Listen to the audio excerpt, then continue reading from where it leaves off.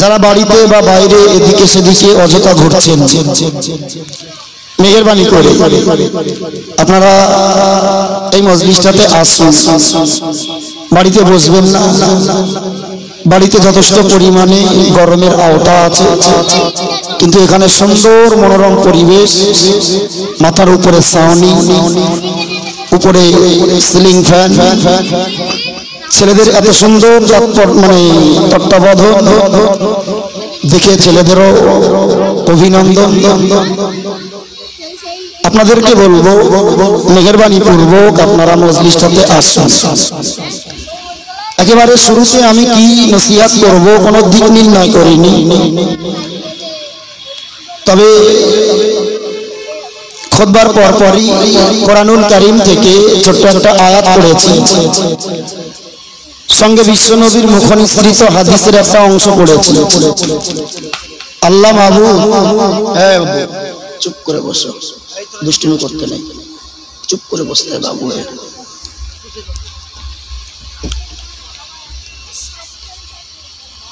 আল্লাহ মাহবুব যদি রাজি থাকে এই কোরআন এবং হাদিসের উপরে দাঁড়িয়েই দুটি একটি দিন শরিয়াতের কথা আল্লাহ মাহবুব বলিয়ে নেন। সকলে বলুন আল্লাহুম্মা আমিন।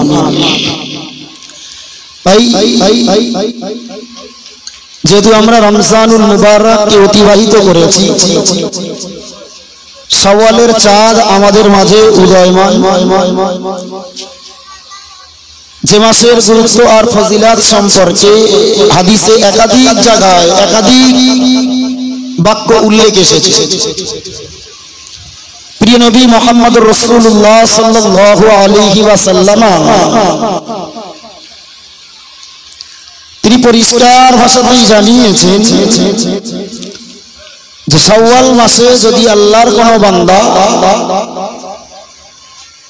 রমজানের রোজা রাখার পরে শাওয়ালে যদি 6টা রোজা রাখে, ওই মানুষটার নামায় আমলে মহান আল্লাহ সারা বছর রোজা রাখার সমপরিমাণ সওয়াব লিপিবদ্ধ করে দেন। সুবহানাল্লাহ, একটু জোরে বলেন সুবহানাল্লাহ। পরপরে আরো হাদিসের ভিতরে উল্লেখ আছে যে ব্যক্তি রমজানের 30টি রোজা পালন করার পরে শাওয়ালের 6টি রোজাকে পালন করে, গুফিরা লাহু মা তাকাদ্দামা মিন যামবিহি ওয়া মা তাআখারা। একটা মানুষ তার জীবনে পরবর্তীতে মানে পূর্বে যত গুনাহ করেছে সমস্ত গুনাহগুলোকে আল্লাহ মাফ করে দেন। সুবহানাল্লাহ। এবং পরবর্তীতে যে গুনাহগুলো হবে সে গুনাহগুলোকেও আল্লাহ মাফ করে দেবেন। সুবহানাল্লাহ, সুবহানাল্লাহ। সেরকম একটা বরকতি মাস ছেলেদের আয়োজনে এই নবিয়ানা মজলিসের ইন্তেজাম, যে ইন্তেজামে আমি আপনাদের কাছে কিছু কথা বলার জন্যই মহানয়সী বাণী পাক কালাম থেকে এমন একটি আয়াতকে চুজ করেছি বা নির্বাচন করেছি, সে আয়াতটির ভিতরে মহান আল্লাহ পরিষ্কার করে বলেছেন, ইয়া আইয়ুহাল্লাযীনা আমানু, হে ঈমানদারগণ, তুবু ইলাল্লাহ, তোমরা আল্লাহর কাছে তওবা করো। কেমন তওবা? বলছে তাওবাতান নাসুহা, খাঁটি তওবা, একগ্র চিত্তে নিজের মনের সমস্ত অন্যায় থেকে তোমরা ফিরে এসো। ভাই আমি কেন আপনাদের কাছে এই আয়াতটিকে নির্বাচন করলাম তার ছোট্ট একটা আমি অংশ আপনাদের কাছে শোনাই। প্রিয় নবী মুহাম্মদুর রাসূলুল্লাহ সাল্লাল্লাহু আলাইহি ওয়াসাল্লাম জানিয়েছেন যে ব্যক্তি রমজানুল মুবারক মাসটাকে খুঁজে পেল, যে ব্যক্তি তার হায়াতে জিন্দেগিতে সুস্থ হালাতে রমজান মাসকে পেল আর রমজান মাসে নিজের গুনাহ খাতাকে মাফ করিয়ে নিতে পারল না, ওই ব্যক্তিটা ধ্বংস হয়ে যায়। আমার বড় দুঃখ লাগে বা বেদনা লাগে এই জায়গায় যে আজ জাতি মুসলিম কমিউনিটির কি হয়ে গেল যে সেই মুসলিম কমিউনিটির লিডার হিসাবে আমরা যাকে মেনেছি প্রিয় নবী মুহাম্মদুর রাসূলুল্লাহ সাল্লাল্লাহু আলাইহি ওয়াসাল্লামকে সেই নবী বললেন যে মানুষটা রমজানুল মুবারক মাসকে পেল আর নিজের জিন্দেগির পাপগুলোরে মোচন করাতে পারল না, ওই ব্যক্তি পৃথিবীতে ধ্বংস হয়ে যাবে। নবী তার জন্য বদদুয়া করেছেন। কোন ব্যক্তি? যে ব্যক্তি, যে মুসলমান সুস্থ হালাতে সুস্থ শরীরে রমজান পেয়েছে, রমজান আর রমজান মাসের হক আদায় যে ব্যক্তি করলো না, সেই ব্যক্তির জন্য রাসূলুল্লাহর বদদুয়া, ওই ব্যক্তি ধ্বংস হয়ে যাবে। রমজান মাসের হক আদায় করতে হবে আমাকে। কি হক? না রমজানের 29টা রোজা আমাকে রাখতে হবে, এক নাম্বার। দ্বিতীয় নাম্বার, রমজানুল মুবারকের শেষ দশক বান্দা এত বেশি আল্লাহর কাছে ইস্তেগফার করবে আর এত বেশি আল্লাহর কাছে রোনাজারি করবে, এত বেশি কান্নাকাটি করবে যেন আল্লাহ ওই বান্দার কান্নাকাটিতে ওই বান্দার জিন্দেগির সমস্ত পাপগুলোরে মাফ করে দেয়। একটু সুবহানাল্লাহ বলেন, একটু ছোট্ট করে বলবেন। আমরা রমজানের রোজা রাখি, কে কারো কপালে হয়তো বা 30টা জোটে, কারো বা আবার 8-10টা জোটে, কারো আবার শেষের 3টে জোটে। ঈদগাহে যেতে হবে, নাহলে আবার ঈদগাহে যাওয়া যাবে না, মান সম্মানের ব্যাপার। 3টে রোজা রাখি। ভাই আপনি অবাক হবেন, আপনার থেকে যদি রমজানের সুস্থ শরীরে সুস্থ হালাতে একটা রোজা ছেড়ে যায়, রমজানের একটা রোজা যদি আপনার থেকে ছেড়ে যায়, আপনাকে একটা রোজার জন্য 60টা করে রোজা করতে হবে। মুসলমান জাত এরা কোথায় পৌঁছেছে একবার ভাবুন। একটা রোজাকে যদি সুস্থ শরীরে ত্যাগ করে দেয়, তাহলে একটা রোজার জন্য রোজা করতে হবে কটা? কটা বলেন? 60টা। 60টা রোজা করতে হবে। তো 60টা রোজা করার নিয়ম কি? তারতিল ভাবে, ধারাবাহিকতার সঙ্গে করতে হবে। একের থেকে শুরু করে 60-এ গিয়ে থামতে হবে। এই 1 থেকে 60-এর ভিতরে যদি আপনি একটা আবার ভেঙে ফেলেন, 1 থেকে 60 পর্যন্তর ভিতরে যদি একটা ভেঙে ফেলেন, মনে করেন 58টা করেছেন, 59 নাম্বার দিনের দিন বলছেন শরীরটা ভালো লাগছে না, আজকের দিনটা ভেঙে দেই, দিয়ে কালকে আবার করবো, কোন পরশুদিন করে দেবো। ভাই এই যে 58টা রোজা আপনি রাখলেন, এই 58টা রোজাও আবার ক্যান্সেল, আবার আপনার শুরু থেকে শুরু করতে হবে। কথাগুলো বুঝতে পারছেন? ভাঙা গলায় ছোট্ট ভাষায় দুটো কথা বলছি, একটু একটু বোঝার চেষ্টা করবেন বা একটু ভাববার চিন্তা ভাবনা করবেন যে এটাই যদি রমজানের রোজা কামাই করার জন্য আমার আপনার জন্য কাফারা এটাই দিতে হয়, তাহলে একবার বলবেন মুসলিম ঘরে আমরা যারা জন্ম নিয়েছি, যারা নিজেদেরকে মুসলিম বলে দাবি করি, যারা নিজেদেরকে ঈমানদার বলে দাবি করি, আর রমজান মাসগুলোকে মানে রমজান মাসটাকে আমরা তাচ্ছিল্যের সঙ্গে অতিবাহিত করি, এই সমস্ত মুসলমানগুলোকে মুসলমান বলে দাবি করতে পারবে বলে মনে হয়? আমি তো মনে করি এরা মুসলমানই না। দেখবেন কত মানুষ এই মোড়ের মাথায় দাঁড়িয়ে দাঁড়িয়ে এক জায়গায় দাঁড়িয়ে বন্ধু বান্ধবের সঙ্গে 15 দিনের পোড়ানো তেল তাতে ভাজা চপ 15টা খাওয়ার প্রতিযোগিতা করবে। তখন ওর গ্যাস হয় না, তখন ওর অ্যাসিড হয় না, তখন ওর আলসার হয় না, তখন ওর পেটের কোনো সমস্যা হয় না। কিন্তু যখন রমজান মাস আসে, দেখবেন রমজান মাসে ওই মানুষগুলোই ওরা বলবে ভাই কি করব, রমজান মাসের রোজাগুলো রাখলে আমার তো বিরাট গ্যাস হয়, খালি পেট হওয়ার মতো নেই, বিরাট গ্যাস হয়, সে একেবারে থাকা যায় না। এরকম পার্টি আছে না নেই? কথা বলেন। তুমি পৃথিবীর জমিনেতে কাকে ধোঁকা দিলে?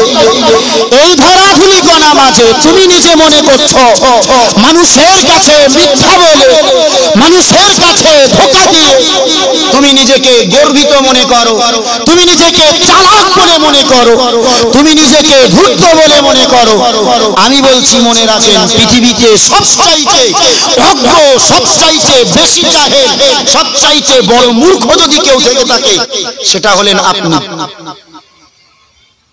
যে মানুষটা বাহানা করে রোজাকে ত্যাগ করে দেয়।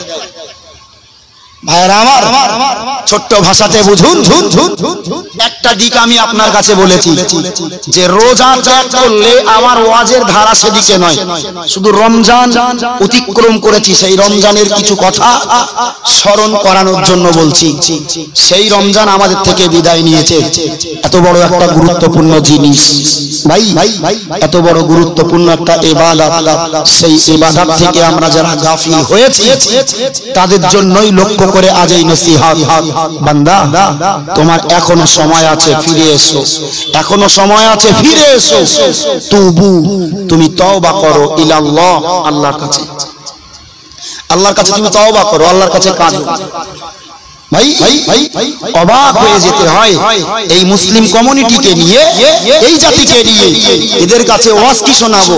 এদের কাছে, এই জাতির কাছে ওয়াজ হলো কানে হাত দিয়ে। আর যত বেশি ঘটনা, যত বেশি না আছে তার কোন কোরআনের ভিতরে সে কথা, না আছে হাদিসের ভিতরে সে কথা, না আছে কোন প্রামাণ্য ইতিহাসের কিতাবে কোনো কথা, সেই সমস্ত কথা কানে হাত দিয়ে বাবা গো মাগো করে বলে দেওয়া হবে। ওহ, হুজুর যা ওয়াজ করেছে না, জাহান ঠান্ডা হয়ে গেছে। ভাই আমি আপনাকে শুধু সূচনা লগ্নে সচেতনমূলক দুটো কথা বলছি, আপনি একটু সজাগ হন, বুঝুন। যারা আমরা 30টা রমজানের রোজা করেছি, হয়তোবা আনন্দ প্রকাশ করছি না, আমি 30টা রোজা করে ফেলেছি, আমার জন্য একটা বড় সুসংবাদ আছে। কি? আল্লাহ পাকের নবী জানিয়েছেন যে লিসাইমি ফারহাতান, রোজাদারের জন্য দুটি খুশি, দুটি আনন্দ। ফারহাতুন ইলাল ইফতার, একটা হলো ইফতারের সময়, ইফতার যখন বান্দা করবে, রোজাদার বান্দা যখন ইফতার করবে, এটা হলো রোজাদারের জন্য একটা খুশি।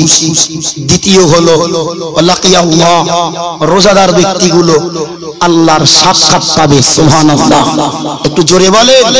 পৃথিবীতে আপনি রোজা রাখেন, পৃথিবীতে নামাজ পড়েন, হজ করেন, যাকাত দেন, দান সাদকা করেন, যত নেক কাজ করেন, সমস্ত নেক কাজের বদলা মহান আল্লাহ ফারিস্তাদের মাধ্যম দিয়ে দেন। কাদের মাধ্যম দিয়ে? কথা বলে ফারিস্তাদের। কোন কাজের আমল, কোন কাজের নেকি? সৎ কাজে। নামাজ পড়েছি, ভালো কাজ করেছি, ভালো নামাজ পড়ার জন্য যে নেকি, সে নেকি আল্লাহ সরাসরি নিজে দেন না, আল্লাহ ওটাকে দেন ফারিস্তার কাছে, ফারিস্তা এসে লিখে দেয় আমার নামায় আমলে। আমি যাকাত দিই, আমি গরিবের হকগুলোকে গরিবকে বুঝিয়ে দেই, আল্লাহ আমার নেকি দেন, সেই নেকিগুলো ফারিস্তা এসে আমার নামায় আমলে লিখে দেন। আমি দান সাদকা করি, মহান আল্লাহ এই নেক কাজগুলো ফারিস্তাদের মাধ্যম দিয়ে আমার নামায় আমলে লিখে দেন। ভাই আমি সমাজের বুকে ভালো ভালো কাজ করি, সেই ভালো কাজগুলো মহান আল্লাহ আমার আপনার নামায় আমলে ফারিস্তাদের মাধ্যম দিয়ে লিখে দেন। কিন্তু একটা এমন ইবাদত পৃথিবীর জমিনে মহান আল্লাহ দিয়েছেন, যে ইবাদতটার নাম হলো সাওম, যাকে আমরা ফার্সি ভাষাতে বলি রোজা। ও ভাই, এই রোজা শব্দ, রোজাটা আমি আপনার কাছে যে বান্দা রাখবে, মহান আল্লাহ এই রোজাদারের বদলা ফারিস্তাদের মাধ্যম দিয়ে দেন না, বরং রোজাদারের বদলাটা মহান আল্লাহ নিজের কুদরতি হস্তে দিয়ে থাকেন। সুবহানাল্লাহ। আর সেটা কি? বান্দা পৃথিবীর জমিনে রবকে না দেখে বিশ্বাস করেছে। আল্লাহকে আপনারা কেউ দেখেছেন? কেউ দেখেছেন? আল্লাহকে মানেন কিনা? কথা বলেন জোরে। আল্লাহকে মানেন কিনা? আল্লাহকে দেখেননি তো? আল্লাহকে দেখলেন না, বিশ্বাস করলেন। ও ভাই, একটাবার কি ওই আল্লাহকে দেখার জন্য মন চায় না যে আল্লাহ আমার খলিক, যিনি আমার সৃষ্টিকর্তা, যে মহান আল্লাহ আমার রিজিকের মালিক, যে মহান আল্লাহ আমার জীবনের মালিক, যে মহান আল্লাহ আমার মরণের মালিক, সেই মহান আল্লাহকে আমি আমার চর্মচক্ষে একটাবার দেখবো, এই আশা কার কার আছে? একটু হাত তুলে দেখান তো। আল্লাহকে দেখবো এই আশা। আল্লাহকে দেখা যায়? আল্লাহকে দেখা যায় না। তা আপনি দেখবেন কি করে? দেখা যাবে? প্যারা হাজিরিন মজলিস মনে রাখো, আল্লাহ পাক রব্বুল আলামিনের নবী, দীন ও দুনিয়া বাদশাহ হাবিবুল্লাহ জনাবে মুহাম্মদুর রাসূলুল্লাহ সাল্লাল্লাহু আলাইহি ওয়াসাল্লাম জানিয়ে দিয়েছেন, ও আমার উম্মতরা মনে রাখো, আমি আল্লাহ পাক রব্বুল আলামিনের নবী বলি, আমি আল্লাহ পাকের হাবিব বলি।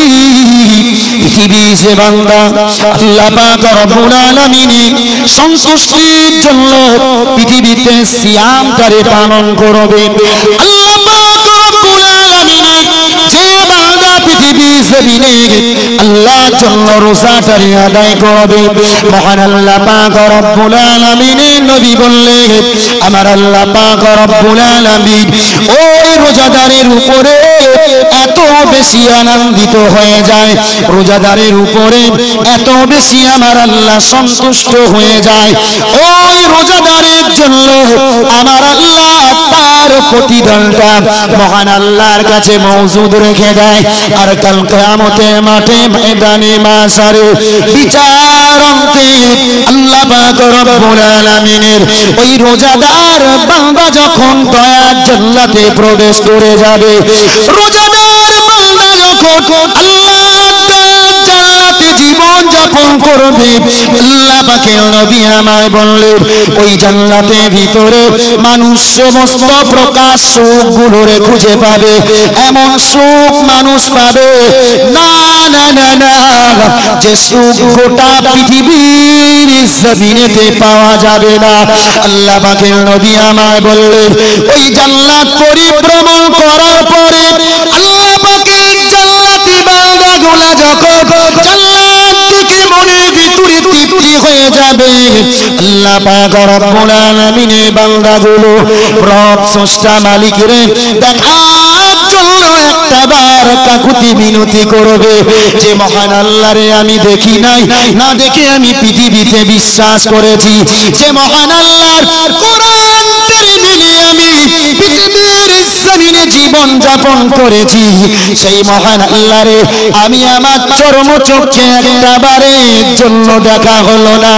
ও দুনিয়াওয়ালা মুসলমান মনে রাখো, ওই জান্নাতের ভিতরে কত নামাজি ব্যক্তি থাকবে, ওই জান্নাতের ভিতরে কত হজকারী গাজী ব্যক্তি থাকবে, আল্লাহ দয়ার জান্নাতের ভিতরে কত দান সাদকাকারী ব্যক্তি থাকবে, আল্লাহ পাক রব্বুল আলামিনের ওই দয়ার জান্নাতের ভিতরে কত এমন করে যাকাত দেওয়া ব্যক্তিগুলোরে পাওয়া যাবে। সমস্ত মানুষগুলা আল্লাহর দেখার জন্য বড় বেকুল হয়ে যাবে। ও আল্লাহ, একটাবারের জন্য আমরা পৃথিবীতে আপনার নাম শুনেছি, আল্লাহ আমরা না দেখে ধারাতে আপনারে বিশ্বাস করেছি। ও মাবুদ, আমরা না দেখেই তো আপনার উপরে বিশ্বাস করে আপনার বিধানগুলোর মান্যতা দিয়েছি। রব্বুল আলামিন আল্লাহ, আজ আমার মনের ভিতরে, আজ আমাদের মনের ভিতরে বড় সাধ জেগেছে, আল্লাহ একটা বারের জন্য আমরা আমাদের চর্ম চোখে আপনার সঙ্গে দিদার করতে চাই। একটু জোরে সুরে বলুন সুবহানাল্লাহ। কারা আল্লাহকে দেখতে চাইবে? কারা চাইবে? জান্নাতি ব্যক্তিরা, জান্নাতে যারা যাবে তারাই আল্লাহকে দেখতে চাইবে। ভাই আফসোস হবেন, বড় বেদনা লাগবে এই জায়গায় আপনার। এই জান্নাতের ব্যক্তিগুলো জান্নাতের সুখ পাবে, কিন্তু জান্নাতের সুখের ভিতরে ওই মানুষের ভিতরে সবাই আবার আল্লাহ দিদার পাবে না। রোজাদার নামাজি জান্নাতে যাবে, দানকারী জান্নাতে যাবে, জাকাত দেনেওয়ালা জান্নাতে যাবে, হজ করনেওয়ালা জান্নাতে যাবে, তারপরেও সবাই আল্লাহকে দেখতে বলেন পাবে না। এক শ্রেণীর মানুষগুলোর জন্য আল্লাহ দেখা দেবেন, নিজের চেহারাটাকে মহান আল্লাহ সেদিন ফুটিয়ে তুলবেন। মহান আল্লাহ যে অদৃশ্য মাবুদ, যিনি ৭০,০০০ পর্দার ভিতর থেকে জানান নূরের একটা ছটরা মুসা আলাইহিস সালাম রে দেখানোর জন্য দিয়েছিলেন, সেই নূরে তুর পাহাড় জ্বলে গেল। সেই রব দেখা দেবে এই পৃথিবীতে এক শ্রেণীর মানুষদের জন্য। কারা তারা? রাসূলুল্লাহ বললেন তারাই হলো রোজাদার ব্যক্তি। একটু জোরে বলে, আর একটু উচ্চ রবে বলে, যে ব্যক্তি রমজানের 30টা রোজা পালন করবে, যে ব্যক্তি রমজানের পূর্ণ রোজাগুলোকে পালন করবে, আল্লাহ পাকের নবী বলছেন ওই ব্যক্তির জন্যই মহান আল্লাহ ওই জান্নাতের ভিতরে নিজের রূপ কেমন সেই রূপটা বান্দাকে দেখিয়ে দেবেন। একটু জোরে বলুন। তবে আল্লাহর রূপটা দেখার পরে ওই জান্নাতি বান্দা বেহুশ হয়ে যাবে। ও কতদিন ধরে বেহুশ হয়ে থাকবে আল্লাহ বেহতার জানে। ও হুশ ফিরে এত আনন্দিত হবে, ও যে আল্লাহকে দেখেছে ও পাশের জনকে বলতে পারবে যে আমি আল্লাহর দেখেছি। পাশের জন আল্লাহকে দেখবে, দেখে ওর ক্ষমতা হবে না ওর পাশের জনকে বলতে যে আমি আল্লাহকে দেখেছি, কিন্তু মনের ভিতরে তৃপ্তিটা পেয়ে যাবে। রবের দর্শন, স্রষ্টার দেখা একমাত্র যদি পেয়ে থাকে সেটা হলো, কথা বলেন কারা? রোজাদার। ও ভাই, যে রোজাদারদের জন্য রব স্রষ্টা মালিক দেখা দেবে, সেই রোজাকে তুমি অবজ্ঞা করো, সেই রোজা না করার জন্য তুমি বাহানা খোঁজো। আফসোস, বেদনা এই জাতির জন্য।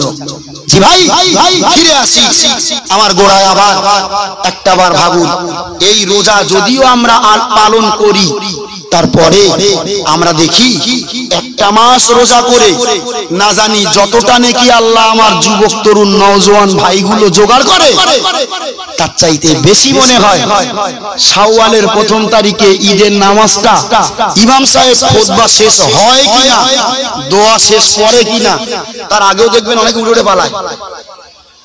ঈদের মাঠে আগে তো নামাজ হয়ে যায়, তারপরে খুতবা হয় না। হ্যাঁ, খুতবা দেখবেন, খুতবা যখন হবে অনেক চ্যাংড়ার দল পিছন দিক থেকে উঠে পালায়।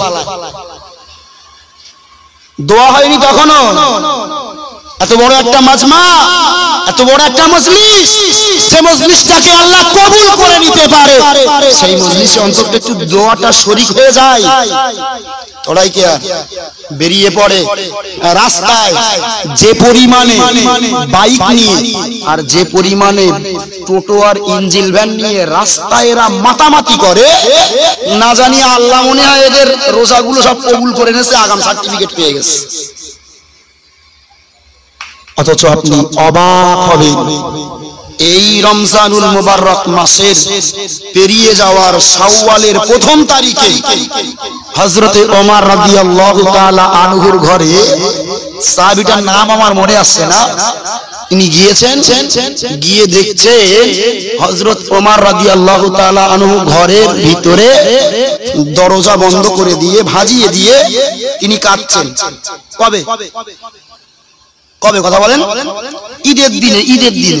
ঈদ মানে আমরা কি জানি? আনন্দ, খুশি, না? অথচ তিনি গিয়ে দেখছেন হযরত ওমর রাদিয়াল্লাহু তাআলা আনহু তিনি ওই ঘরের ভিতরে কাঁদছেন। তো রাসূলুল্লাহ সাহাবীটা জিজ্ঞাসা করলেন, ইয়া আখি ওমর লিমাযা তাবকি, আপনি কাঁদছেন কেন? আপনার কান্নার পিছনের কারণটা কি? আজ তো খুশির দিন, ওয়ান্নাসু ইয়াফরাহুন, মানুষেরা আনন্দ করছে, ওয়া আনতা তাবকি, আর আপনি কাঁদছেন। সবাই তো আনন্দ করছে আর আপনি কাঁদছেন, কারণ কি? হযরতে ওমর ফারুক রাদিয়াল্লাহু তাআলা আনহু বলেছিলেন, হে আল্লাহর নবী সাহাবী, আজকের দিনে আনন্দ করবে তারা যারা আজকের এই দিনেতে যাদের আল্লাহ কবুল করে নিয়েছেন, যাদের জন্য এই দিনটা আনন্দের, তারা আনন্দ করবে। আর এই দিনটা যাদের জন্য কবুলিয়াত নয়, তারা এই দিনে আনন্দ করবে না, বরং কাঁদবে। কোন দিনে কথা বলেন? ঈদের দিনে। ঈদের দিনে, আজকের দিনে যাদের জন্য এই দিনটা মকবুল, কবুলিয়া, তারা আজকের দিনে হাসবে, আনন্দ করবে। আর আজকের দিনে যারা এই দিনে যাদের জন্য এই দিনটা মকবুলিয়াত নয়, তারা আজকের হাসবে না, বরং কাঁদবে। তার মানে ওমর রাদিয়াল্লাহু তাআলা আনহু বোঝাতে চাইলেন, যারা রমজানের 30টা রোজা পালন করেছে, এই পালন করার পরে যাদের রোজা আল্লাহ কবুল করে নিয়েছে, তারা আজকের দিনে আনন্দ করবে। সুবহানাল্লাহ। আর যাদের রোজা কবুল হয়নি, তারা আজকে কি হাসতে পারে?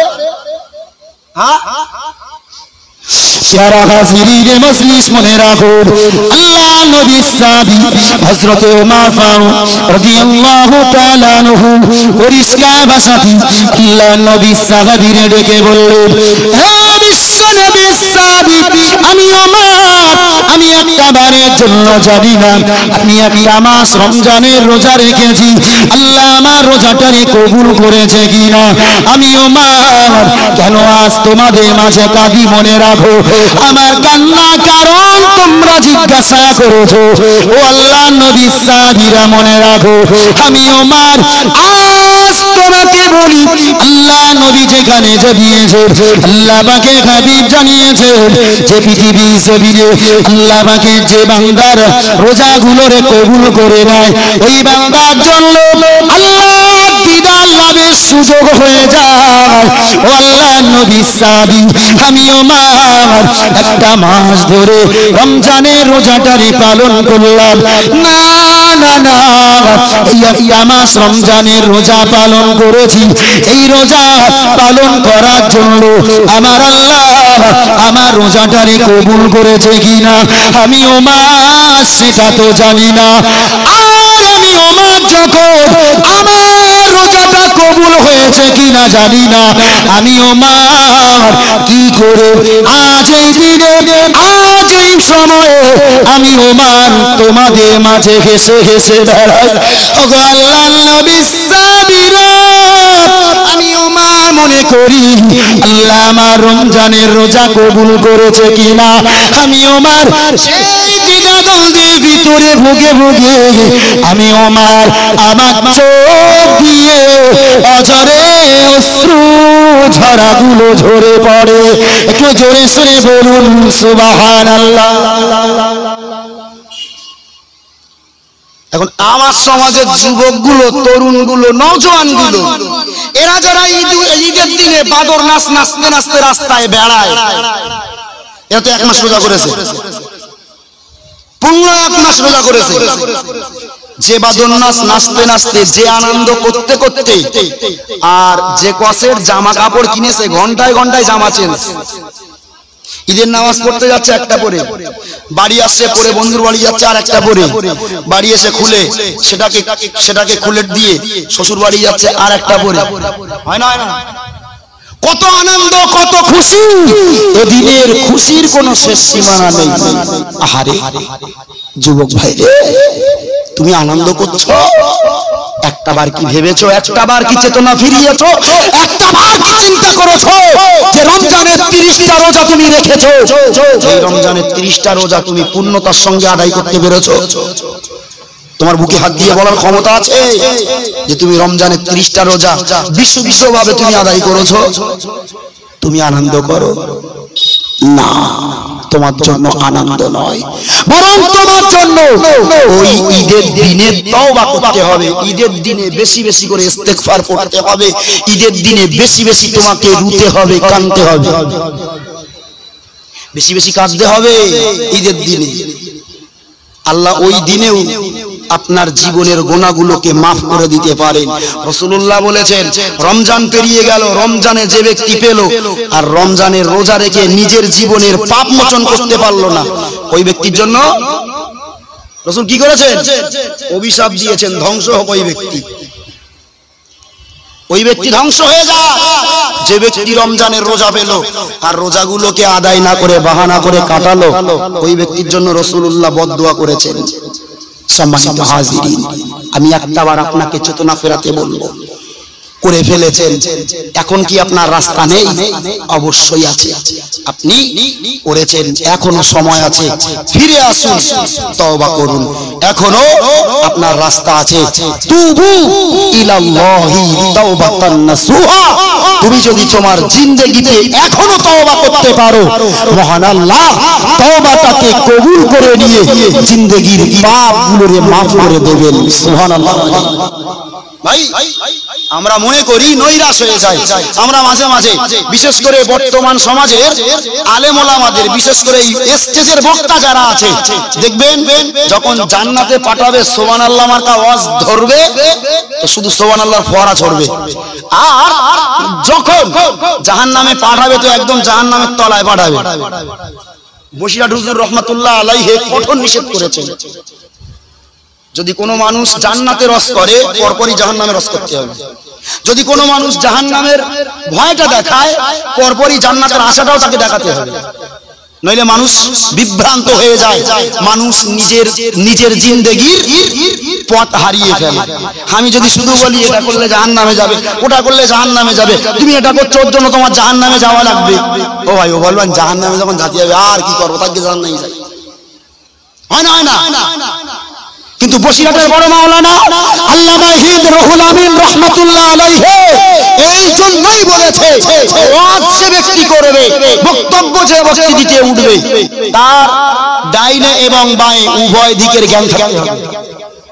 জান্নাতের কথা তুমি শোনালেই জাহান্নামের কথা শোনানো লাগবে, জাহান্নামের কথা তুমি শোনালে জান্নাতের কথা তোমার বলা লাগবে। সম্মানিত হাজিরিন, আমি আপনাদেরকে বলছি, এই রোজা ত্যাগ করেছেন, ঈদের দিনে হুড়োহুড়ি করেছেন, অনেক গুনাহ জোগাড় করেছেন, তার মানে কি আমি নৈরাশ হয়ে যাব? আমার গুনাহ অনেক, তাই বলে কি আমি নিশ্চিন্ত হয়ে যাব যে আমার গুনাহ যখন আল্লাহর হবে না মাফ, চল গুনাহ করতে করতে যাই, যতদিন চলে দিন? না, নৈরাশ আপনি হবেন না। আল্লাহ কোরআনে ডেকে বলছেন, বান্দা লা তাকনাতু মির রাহমাতিল্লাহ, তোমরা আল্লাহর রহমত থেকে নৈরাশ হয়ে যেও না। একটু সুবহানাল্লাহ বলে, আর একটু উচ্চ রবে বলে। আল্লাহ কি বলছে? বান্দা তুমি আমার রহমত থেকে, আমার কুদরত, আমার মায়া থেকে তুমি নৈরাশ হয়ে যেও না।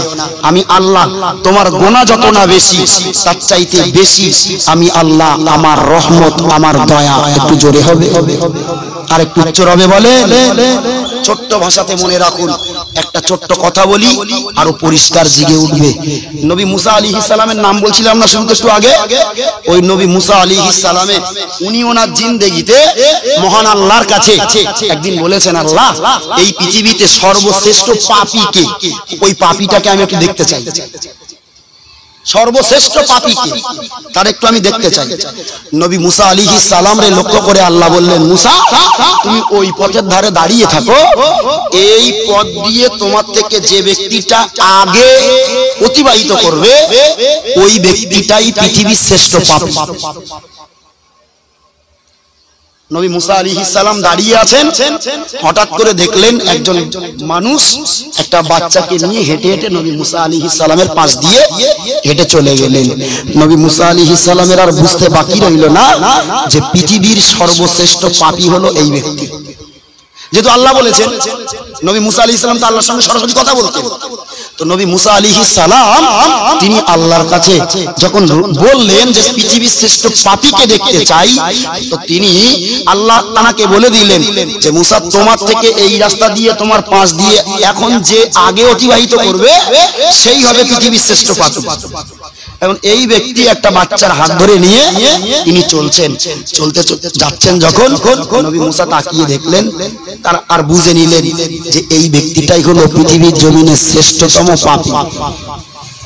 নবী মুসা আলাইহিস সালাম আবার আরজ করলেন, আল্লাহ, আমি পৃথিবীর জমিনে সবচাইতে বেশি নেককার, সবচাইতে বেশি নেকির অধিকারী ব্যক্তিটাকেও দেখতে চাই।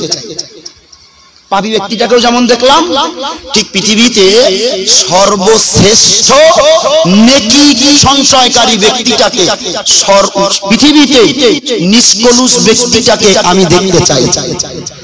মহান আল্লাহ বললেন, মুসা, তুমি ওই পথেই বসে থাকো, দেখবা এই দিনে তোমার থেকে এই সময়ে যে ব্যক্তিটা তোমার এখান থেকে অতিবাহিত করবে ওই ব্যক্তিটাই হলো পৃথিবীর সর্বশ্রেষ্ঠ নেকির অধিকারী, সর্বাপেক্ষা বেশি নিষ্পাপ ব্যক্তি। একটু সুবহানাল্লাহ বলেন। ঠিক নবী মুসা আলাইহিস সালাম দাঁড়িয়ে আছে, বসে আছেন রাস্তার ধারে। নবী মুসা আলাইহিস সালাম লক্ষ্য করে দেখলেন যে সন্ধ্যা হব যে টাইম নবী মুসাকে বলে দিয়েছেন, সেই সন্ধ্যার পরে দেখছেন যে মানুষটা নবী মুসা আলাইহিস সালামের পাশ দিয়ে অতিবাহিত করছেন সেই ব্যক্তিটাই হলো সেই সকালবেলা চলে যাওয়া সন্তানটার হাত ধরে যে ব্যক্তি হেঁটে চলে গেলেন, ওই ব্যক্তি আবার নবী মুসা আলাইহিস সালামের পাশ দিয়ে হেঁটে যাচ্ছে। নবী মুসা বড় হতবাক হয়ে গেলেন। হওয়াটা তো স্বাভাবিক, যে ব্যক্তিটাকে মহান আল্লাহ সকালবেলা বললেন সর্বশ্রেষ্ঠতম পাপী ব্যক্তি আমি দেখতে চাই, ওই ব্যক্তিটাকেই দেখালেন। আবার সন্ধ্যাবেলা আমি যখন আল্লাহর কাছে চাইলাম যে পৃথিবীতে সর্বশ্রেষ্ঠ নিষ্পাপ ব্যক্তিটাকে দেখতে চাই, তখন মহান আল্লাহ আবার আমার সেই ব্যক্তিটাকে দেখালেন। চিন্তার ভার একটা মাথায় থাকবে। আল্লাহরে বললেন, আল্লাহ, এটা কি করে হতে পারে যে ব্যক্তিটাকে সকালবেলা আপনি জাহান্নামী বললেন, সবচেয়ে বেশি গুনার অধিকারী বললেন, সবচাইতে বেশি পাপী বান্দা বললেন, সন্ধ্যাবেলা সেই বান্দাটাকেই আপনি সবচাইতে বেশি নেকির বান্দার অধিকারী বললেন, কারণটা কি? মহান আল্লাহ বললেন, নবী মুসা, ওই ব্যক্তিটার সঙ্গে যে সন্তানটা রয়েছে ওই সন্তানটা পথ চলতে চলতে ওর বাপ জঙ্গলের ভিতরে যখন অতিবাহিত করেছে, ওর জঙ্গলের ভিতরে গিয়ে বাপের জিজ্ঞাসা করছে, আব্বা, পৃথিবীতে সবচাইতে বড় জিনিস কি? কি প্রশ্ন করেছে? পৃথিবীতে বড় জিনিস কি? ওই ব্যক্তিটা বলল, সন্তানকে বলল, বাবা, এই পৃথিবীতে সবচাইতে বড় জিনিস হলো এই জঙ্গল। এই পৃথিবীতে সবচাইতে বড় জিনিস হলো জঙ্গল। বাচ্চাটা আবার ঘুরিয়ে বলল, মুসা, মনে রাখো, ওই বাচ্চাটা ঘুরিয়ে বলল যে, আব্বা, জঙ্গলের চাইতে কি আর পৃথিবীতে বড় কিছু নাই? এর চাইতে কি কিছু বড় আছে? ওই ব্যক্তিটা বললেন, দেখো মুসা, ওই ব্যক্তিটা সন্তানকে ডেকে বলল, বাবা, এর চাইতেও পৃথিবীতে বড় রয়েছে, সেটা ওই জঙ্গলের পারে, ওপারে আছে বড় বড় পাহাড়, এই পাহাড়টাই হলো জঙ্গলের চাইতেও বড়। ছেলেটা হতবাক হলেন। ছেলেটা আবার বললেন, বাপেরে প্রশ্ন করলেন, আব্বা, তা পাহাড়, এই জঙ্গলের চাইতে পাহাড় বড়, এই পাহাড়ের চাইতে বড় কি আর কিছু নেই? পাহাড়ের চাইতে বড় আর কিছু কি আছে? ছেলেটাকে বাপ ডেকে বলছে, বাবা, আছে, পাহাড়ের চাইতে আর একটা বড় জিনিস আছে, সেটা হলো আমার জিন্দেগির পাপ। কি বলেছেন? আমার জিন্দেগির পাপ।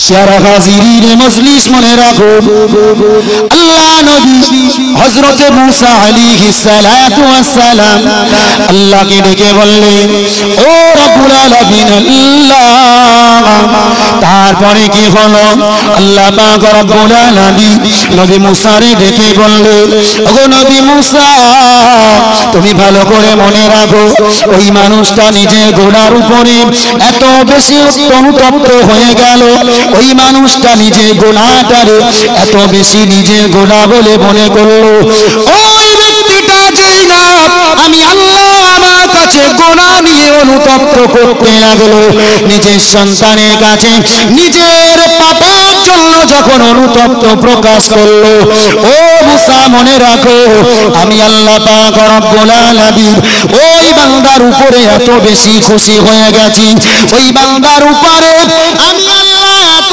বেশি রাজি হয়ে গেছি আমি আল্লাহ ওই বান্দার জিন্দেগির সমস্ত পাপ কাটাগুলারে আমি আল্লাহ মাফ করে দিয়েছি একটু জোরে সুরে বলুন সুবহানাল্লাহ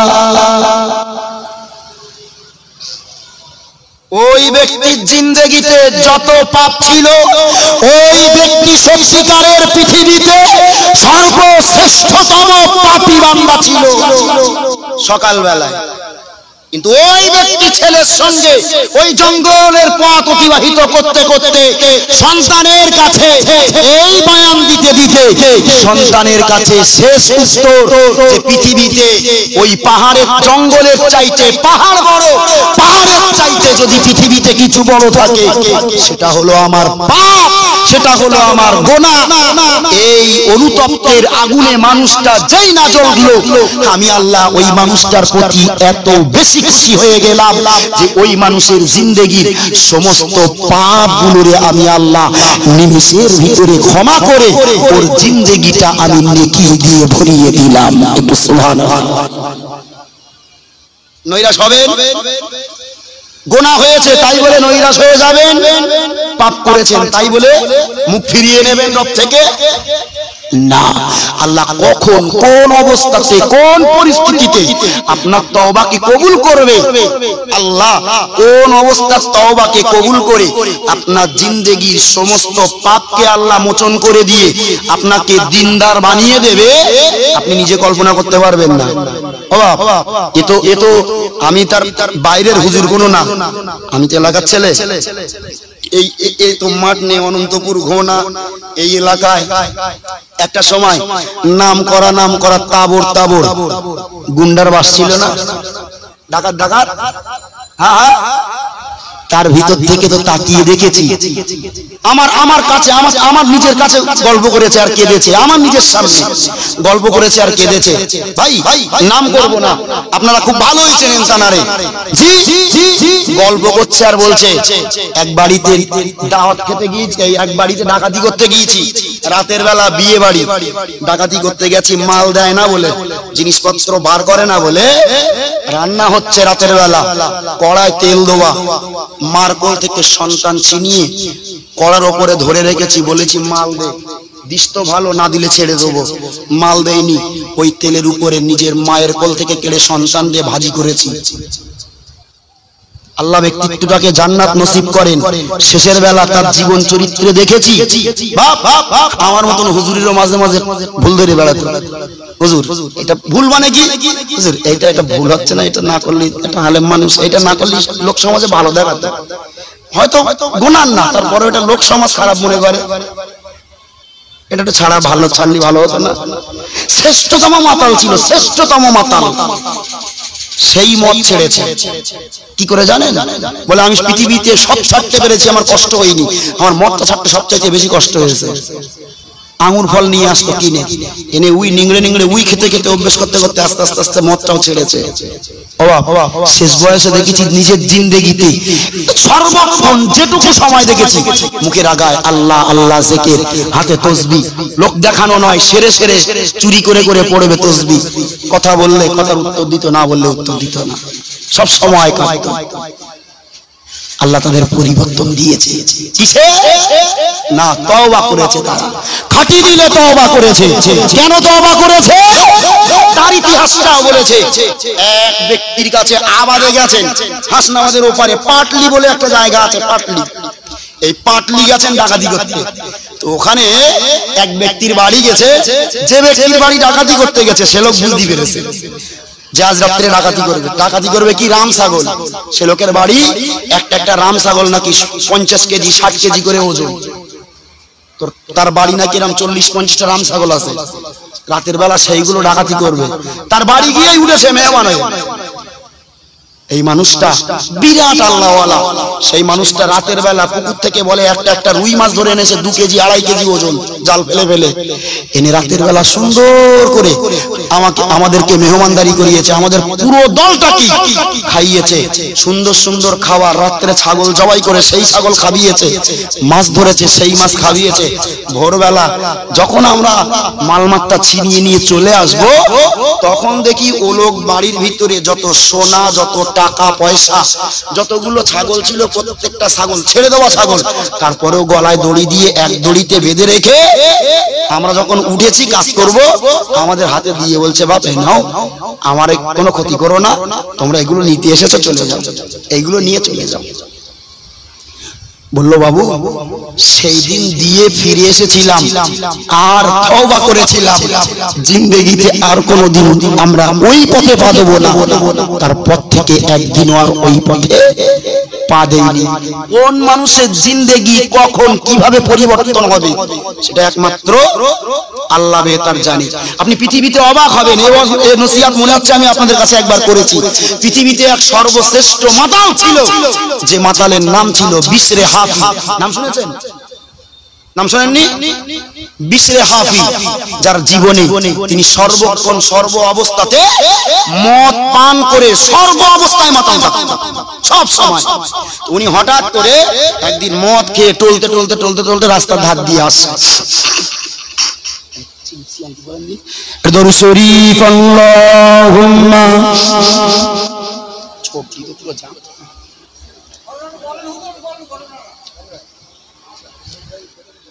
নিয়ে এসো, চলে চলে আসো, নিয়ে এসো।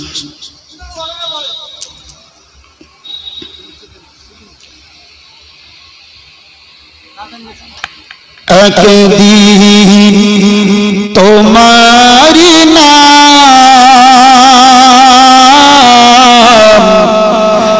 মসজিদে হবে এলান, একদিন তোমারি নাম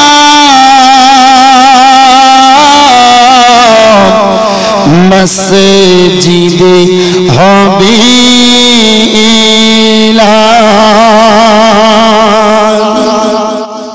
কবে হবে বলেন দিন? আমার নাম মসজিদে, আপনার নাম মসজিদে এলান করবে কবে? কোন দিনে? মরণের দিনে, যেদিন আমি পৃথিবীতে আর থাকবো না, সেই দিন। একদিন তোমারি নাম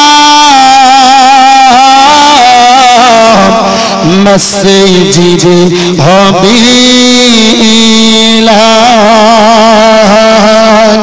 তৈরি থেকো তৈরি রেখো কবরে মালো সামান, একদিন তোমারি নাম মসজিদে হবে এলান,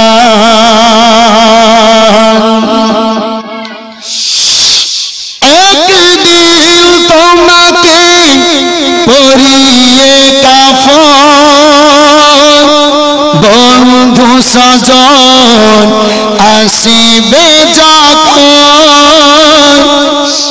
একদিন তোমাকে পরিয়ে কাফন, বন্ধু সজন আসিবে যখন, হঠাৎ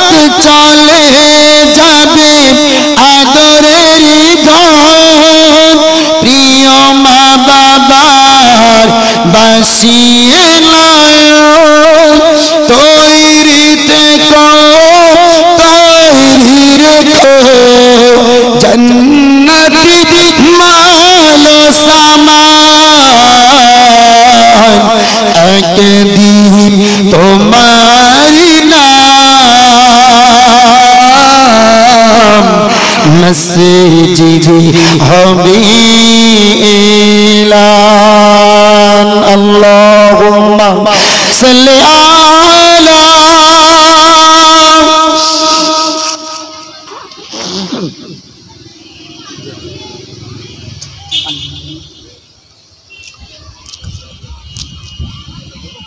জি ভাই আমার পরের বক্তা তিনি চলে এসেছেন আলহামদুলিল্লাহ তিনি এখনই আসবেন আমি ছোট্ট কথায় দুটো বলছি আপনার জীবন কখন কোন অবস্থায় পরিবর্তন হবে আপনি নিজে বলতে পারেন না এই বিশরে হাফি রহমাতুল্লাহ আলাইহির জীবন চরিত্র পড়ে দেখুন বিশরে হাফি রহমাতুল্লাহ আলাইহি ওনার জীবনের শ্রেষ্ঠতম মাতাল হওয়ার পরেও উনি মদ খেয়ে বাড়ি ফিরছেন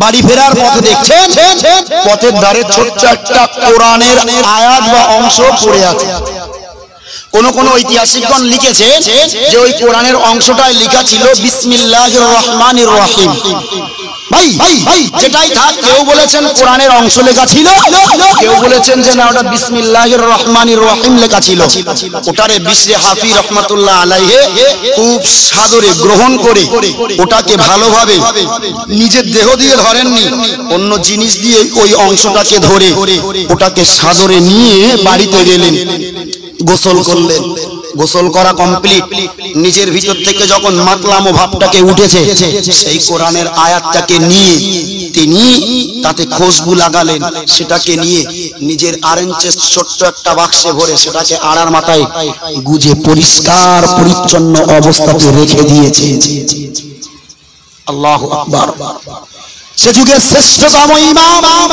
সে যুগের শ্রেষ্ঠতম পীর জি না এটা না সাইদের অন্য গাড়ি জি ভাই হাসান বাসারি রহমাতুল্লাহ আলাইহিকে আল্লাহ এলকা করলেন হাসান চট জলদি চলে যাও ওই পৃথিবী বরেণ্য শ্রেষ্ঠতম মাতাল বিশরে হাফির বাড়িতে দেখো আজ বিশরে হাফির কাছে যদি তুমি দিন পৌঁছাতে পারো ওই বিশরে হাফি নিজের জিন্দেগি থেকে আসপাপ মোচন করে নেবে হাসান বাসারি রহমাতুল্লাহ আলাইহি বিশরে হাফির ঘরেতে পৌঁছালেন বিশরে হাফিকে ডেকে বললেন বাবা বিশির তুমি কি কাজ করেছো একটু বলো তুমি কি এমন কাজ করেছো বলো যে কাজের জন্য মহান আল্লাহ মহান স্রষ্টা আজ আমাকে তোমার বাড়িতে পাঠিয়ে দিয়েছে যুগ শ্রেষ্ঠ ওলি সেই যুগ শ্রেষ্ঠ ওলিকে আজ তোমার বাড়িতে আল্লাহ আসতে আদেশ দিয়েছে বাবা বিশির একটাবার বলো তুমি কি কাজ তোমার জিন্দেগিতে করলে বিশির অবাক হয়ে গেলেন কি আল্লাহ আমাকে আমার কাছে তোমাকে পাঠিয়েছে আল্লাহ আসতে বলেছে আমাকে আমার কাছে আমি তো পৃথিবীর শ্রেষ্ঠ মাতাল আমি তো পৃথিবীর শ্রেষ্ঠ গুনাহগার যে মহান আল্লাহ কোরআনুল কারীমের ভিতরে মদকে কঠোর থেকে কঠোর হারাম বলেছে আমি তো সেই শ্রেষ্ঠতম মদ পানকারী আমি তো সেই বিশির আমার কাছে মহান আল্লাহ পাঠিয়েছে কি এমন নেকির কাজ করেছি না জানি তবে বাবা হাসান বাসারি আমি না জানি আমি তেমন কোনো ভালো কাজ করেছি বলে মনে পড়ে না তবে গত রাত্রে একটা আমার থেকে কিছু ঘটে গেছে যে আমি একটা কোরআনের আয়াতকে পেয়েছিলাম সেটারে তাজিম করে সম্মানের সঙ্গে সেই কোরআনের আয়াতটাকে একটু তাজিম দিয়েছিলাম হয়তোবা আল্লাহ সেই কারণেই আমার এই তোমাকে আমার কাছে পাঠিয়েছেন একটু সুবহানাল্লাহ বলে জি হাসান বাসারি রাহমাতুল্লাহ আলাইহি সেদিন ওই বিশিরকে যখন নসিহত দিলেন বিশির সেদিন থেকে ডেকে বলেছিলেন যে আজকের পর থেকে আমি বিশির প্রতিজ্ঞা করলাম আজকের পর থেকে আমি কোনো দিনের জন্য মদ পান করব না জি ভাই কোন ঐতিহাসিকগণ বলেছেন জি না ওই বিশির কোরআনের যে আয়াতটা পেয়েছিল ওই আয়াতটির ভিতরে ছিল ওয়াজআলনাল আরদা ফিরাশা এই কোরআনের আয়াতটুকু ছিল যে আমি আল্লাহ জমিন রে বিছানা স্বরূপ বিছিয়ে দিয়েছি তো বিশির সেদিন থেকে নিজের পায়ের জুতোটাকে খুলে দিয়েছিলেন আর মহান সুবহানাল্লাহ। ওই বিশিরের জন্য পৃথিবীর যত উট গরু ছাগল যত জন্তু জানোয়ার ছিল ওই জন্তু জানোয়ারদের জন্য এলকা করেছিল। আমার বিশির পৃথিবীতে জুতো পরবে না বলে প্রতিজ্ঞা করেছে। আমার বিশির যে পথ দিয়ে হেঁটে হেঁটে যাবে এই পৃথিবীর জন্তু জানোয়ারেরা, তোরা যেন আমার বিশিরের পথে পেশাব আর পায়খানা করবি না। সুবহানাল্লাহ বলে। এই সেই বিশির, যে বিশির একটা দিন পৃথিবীতে শ্রেষ্ঠ মাতাল ছিল, সেই বিশির আজ পৃথিবী বরণ্য শ্রেষ্ঠতম আল্লাহর ওলিতে পরিণত হয়েছে। সুবহানাল্লাহ বলে। জি ভাই, আরো আপনি পৃথিবীতে ইতিহাস করেন, কোরআনের তাফসীর খোলেন, বেরিয়ে আসবে পৃথিবীর শ্রেষ্ঠতম ডাকু। জি, এই নসিহত আমি আপনাদের কাছে করেছি একবার প্রথম বছরই। খোজাইল ইবনে আয়াস নাম শুনেছেন, যিনি ছিলেন পৃথিবী বরেণ্য একজন ডাকু ডাকা। সেই দস্যু থেকে তিনি হয়েছেন তওবা করে তিনি হয়েছেন পৃথিবীর শ্রেষ্ঠতম যুগ বরেণ্য নয় বরং আজ অবধি এই পৃথিবীর জমিনের এক শ্রেষ্ঠতম ইমাম। সুবহানাল্লাহ বলে। এই খোজাইল ইবনে আয়াস, যার পরিচয় আপনারা কেউ জানেন না, অথচ আমরা অনেকে আধ্যাত্মিক জামানার মানুষ বা অনেকে আধ্যাত্মিক জ্ঞানগুলোকে আমরা আমাদের জীবনে প্র্যাকটিস করি বা ওগুলোকে আমরা আমাদের অন্তরে জপ করতে থাকি। হয় যতগুলো তরিকা আছে এই তরিকার মধ্যে একটা তরিকা আছে, আমরা তরিকা বলি না, কাদরিয়া তরিকা, চিশতিয়া তরিকা, নকশবন্দিয়া, মুজাদ্দিদিয়া, সিরিন্দিয়া, আলিয়া, এই সমস্ত তরিকা আছে। এই তরিকার ভিতর থেকে একটা তরিকা আছে যার নাম হলো চিশতিয়া তরিকা। আর এই চিশতিয়া তরিকা যিনি তৈরি করেছেন বা জানার থেকেই চিশতিয়া তরিকাটা উদ্ঘাটন হয়েছে, তিনি অন্য কেউ নয়, তিনি হলেন এই পৃথিবীর জমিনের শ্রেষ্ঠতম ডাকাত, তিনি হলেন এই খোজাইল ইবনে আয়াস। একটু সুবহানাল্লাহ বলে। সেই খোজাইল ইবনে আয়াসকে আজও আমরা নিজেদের জীবনেতে আমরা নিজেরা নিজেদেরকে আল্লাহকে পাওয়ার জন্য তার রেখে যাওয়া পথ, তার রেখে যাওয়া মতকে আমরা পৃথিবীতে অবলম্বন করি। সুবহানাল্লাহ বলে। আজ আমরা আল্লাহরে পাওয়ার জন্য তার রাস্তা অবলম্বন করি। এক শ্রেষ্ঠতম ডাকু, নাম কি বলেছি?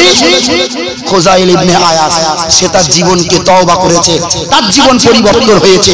বিশরে হাফি, তার জীবনে সে তওবা করেছে, তার জীবনে সে সফল হয়েছে। আমি আপনি কোথাকার কচু? আমি আপনি তো অত বড় গুনাহগার না, অত বড় গুনাহগার না, তারপরেও আমাদের তওবাটা কপালে জোটে না। জি ভাই, আমি শুরু থেকে আপনাদের কাছে এই ঈদ উপলক্ষে কোরআনের ওই ছোট্ট শুধু আয়াতটুকুর দুটো সারমর্ম কথা বলেছি। তুবু ইলাল্লাহি তাওবাতান নাসুহা। আপনিও করেন, আল্লাহ আপনার আমার জিন্দেগিটাকেও পরিবর্তন করিয়ে দেবেন। আল্লাহ করার মতো বোঝার মতো তৌফিক দান করেন, বলেন আমিন। আখিরি দাওয়ানা আলহামদুলিল্লাহি রাব্বিল আলামিন। মহব্বতে উচ্চারণে দরুদ।